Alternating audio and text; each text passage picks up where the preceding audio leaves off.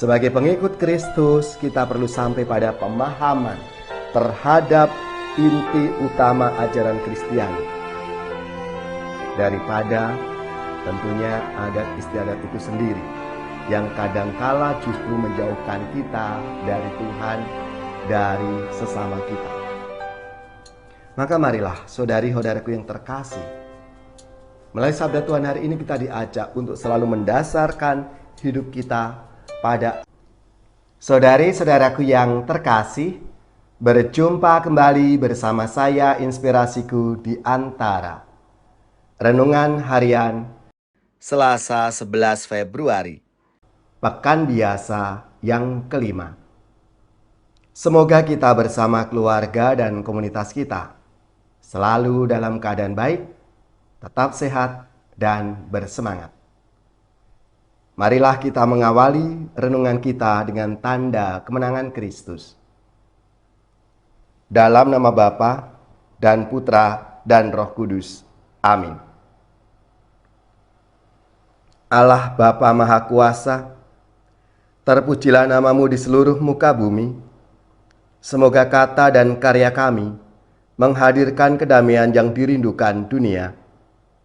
Dengan pengantaraan Yesus Kristus Putramu Tuhan kami, yang bersama dengan Dikau dalam persatuan Roh Kudus, hidup dan berkuasa Allah sepanjang segala masa. Amin. Dalam nama Bapa dan Putra dan Roh Kudus. Amin. Inspirasi kita hari ini dari Injil Suci menurut Markus, bab 7 ayat 1 sampai 13. Marilah kita siapkan kitab suci kita masing-masing. Kita akan membaca bersama-sama lalu merenungkannya. Pada suatu hari, serombongan orang Farisi dan beberapa ahli Taurat dari Yerusalem datang menemui Yesus. Mereka melihat beberapa murid Yesus makan dengan tangan najis, yaitu dengan tangan yang tidak dibasuh. Sebab orang-orang Farisi, seperti orang-orang Yahudi lainnya, tidak makan tanpa membasuh tangan lebih dulu, karena mereka berpegang pada adat istiadat nenek moyang. Dan kalau pulang dari pasar, mereka juga tidak makan kalau tidak lebih dahulu membersihkan diri. Banyak warisan lain lagi yang mereka pegang, umpamanya hal mencuci cawan, kendi, dan perkakas tembaga. Karena itu, orang-orang Farisi dan ahli-ahli Taurat itu bertanya kepada Yesus, "Mengapa murid-muridmu tidak mematuhi adat istiadat nenek moyang kita? Mengapa mereka makan dengan tangan najis?" Jawab Yesus, "Benarlah nubuat Yesaya tentang kamu, hai orang-orang munafik.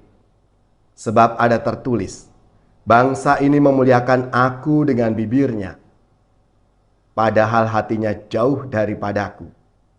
Percuma mereka beribadat kepadaku, sebab ajaran yang mereka ajarkan ialah perintah manusia. Perintah Allah kamu abaikan untuk berpegang pada adat istiadat manusia." Yesus berkata kepada mereka, "Sungguh pandai kamu mengesampingkan perintah Allah, supaya kamu dapat memelihara adat istiadatmu sendiri.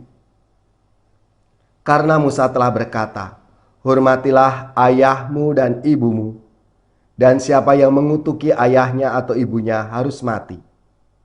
Tetapi kamu berkata, kalau seorang berkata kepada bapa atau ibunya, apa yang ada padaku yang dapat digunakan untuk pemeliharaanmu, sudah digunakan untuk kurban, yaitu persembahan kepada Allah.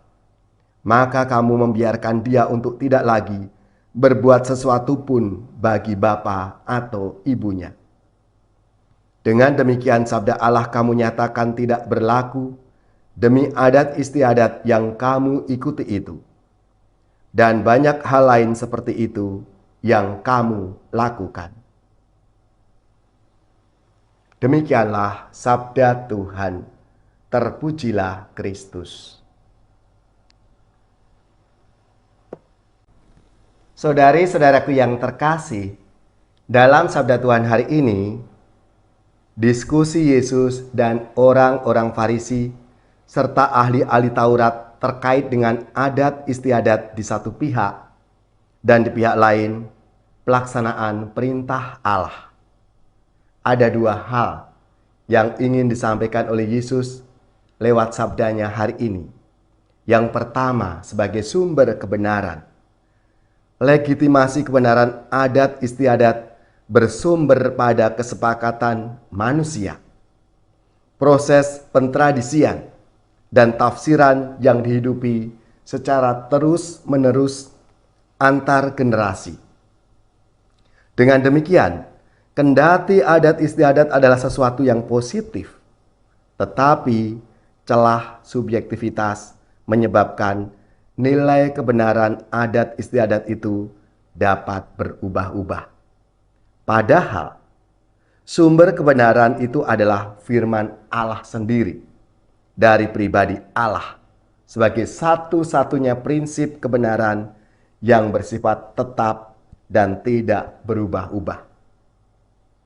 Lalu yang kedua, formalisme ajaran. Yesus melontarkan kritikan terhadap pelaksanaan ajaran agama yang mengutamakan bentuk lahiriah semata.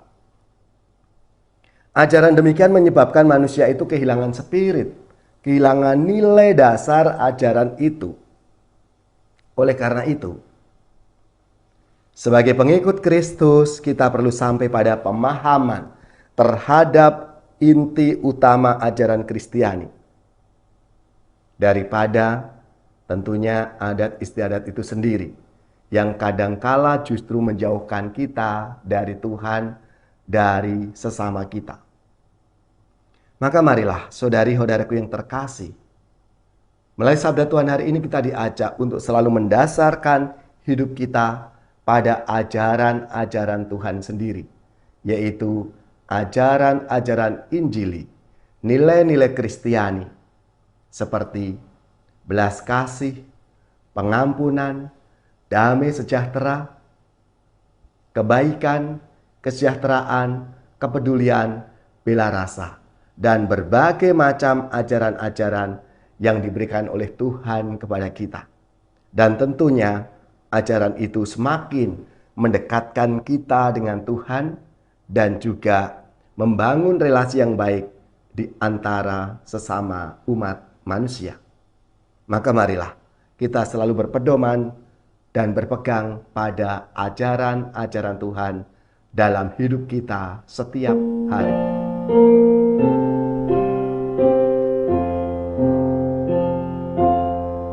Siapa yang berpegang pada sabda Tuhan dan setia mematuhinya, hidupnya mulia dalam cahaya baka, bersekutu dengan Tuhannya.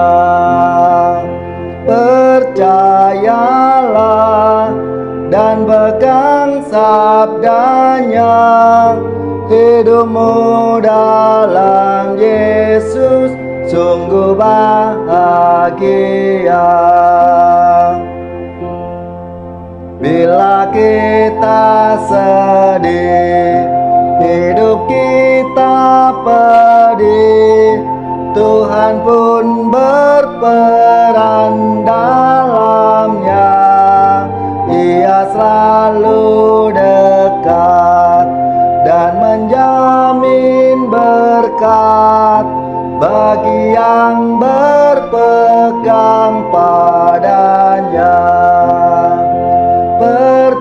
Percayalah dan pegang sabdanya, hidupmu dalam Yesus sungguh bahagia.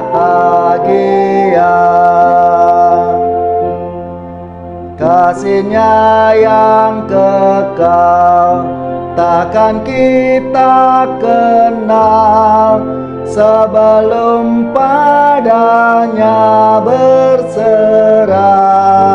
Hidup bahagia disediakannya bagi yang berpegang padanya. Percayalah dan pegang sabdanya, hidupmu dalam Yesus sungguh bahagia.